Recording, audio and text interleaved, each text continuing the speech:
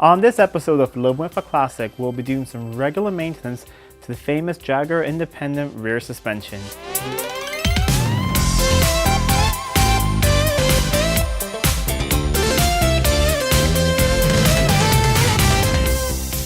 Welcome back to Living with a Classic, and today we're in the workshop with the XJS. We're going to be performing some regular maintenance on the rear suspension. I've already performed a lot of regular maintenance on this car, and there's videos on my profile down below, so you can click the link and go. There's even a playlist on the XJS.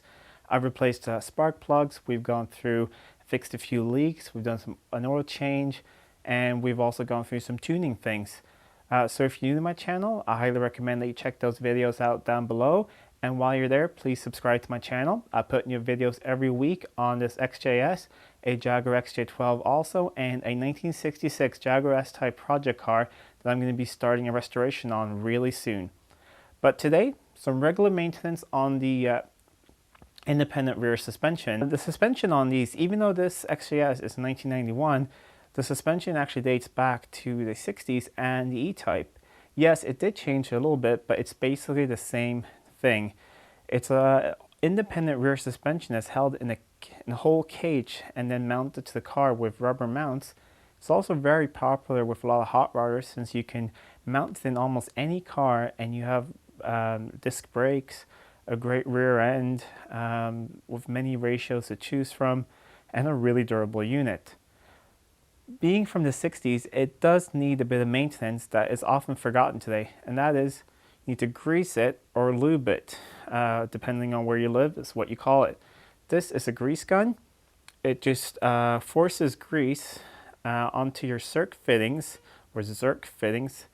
on these rear suspension. There's also a lot of them on the front suspension. I will focus on those in another video. So now let's get back to the car. I'll raise it up in the air, put it on jack stands, remove the rear wheels, make it safe to work on, and then I'll show you how to look over those fittings, how to fill them up with grease, and what things to look out for on these rear ends when you're doing this type of service.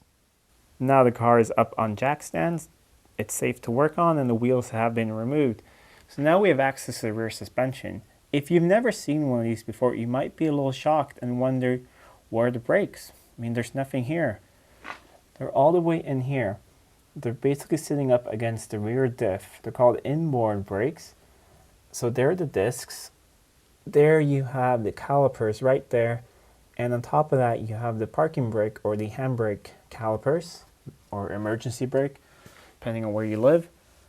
So they're all the way in there. This is part of Jaguar's racing heritage. Basically, in any type of suspension, you don't want any unsprung weight out here. So by moving heavy components all the way in there, you make the outside suspension a lot lighter. This might be really beneficial in a lot of sports cars, but many Jaguars aren't really sports cars, so this is a bit of an overkill rear suspension, but it is a great unit.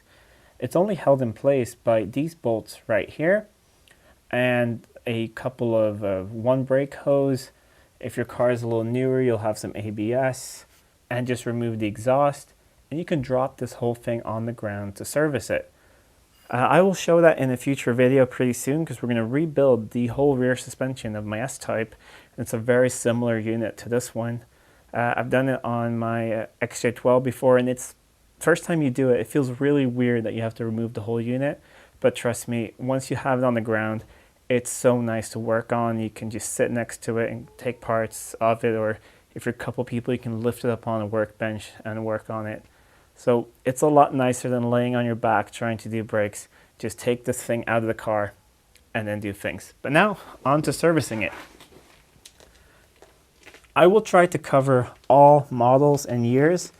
Even though I'm only showing a 91, I have serviced a lot of these, so I can tell you kind of the differences. First of all, you have a fitting right here, a Zerk fitting that pushes grease into here.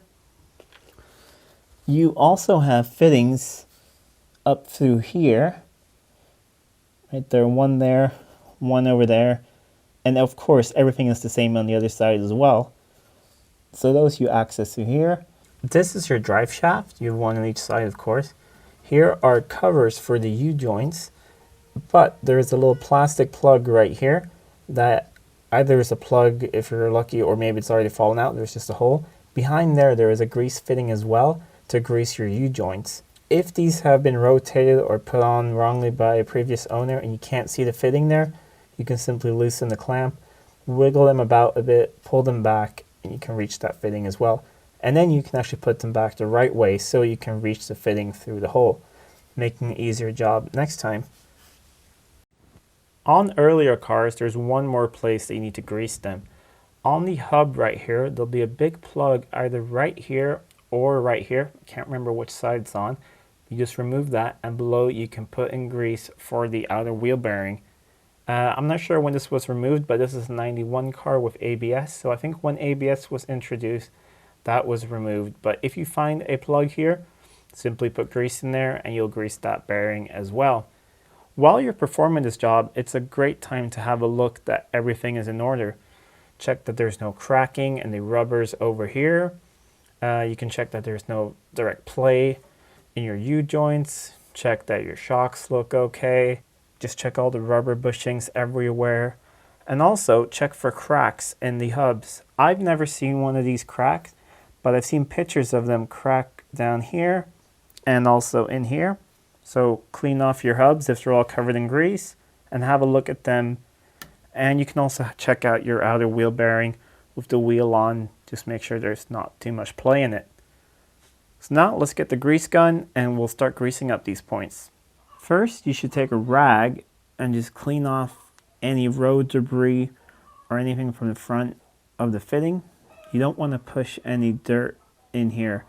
You'll see a little ball right there. That's a one-way valve. And you take the hose end of your grease gun and you should get a nice click in place and start pumping grease into it. You might see a little leak by on the side. That is completely normal. You can move the gun around a bit to get a better seal. When you're pumping in new grease, you're not only filling it up, you're also replacing the old grease. You want to push out the old grease, and you know that you're done. On this one, you can see there's a vent hole up there, and you see it's all full of nice grease. When I started, it just kept pushing out black old grease that you don't want in there. So take your rag, wipe away any of the old grease, and when it comes out nice and clear like this, you know that you've removed all the old grease and you filled it up with new grease.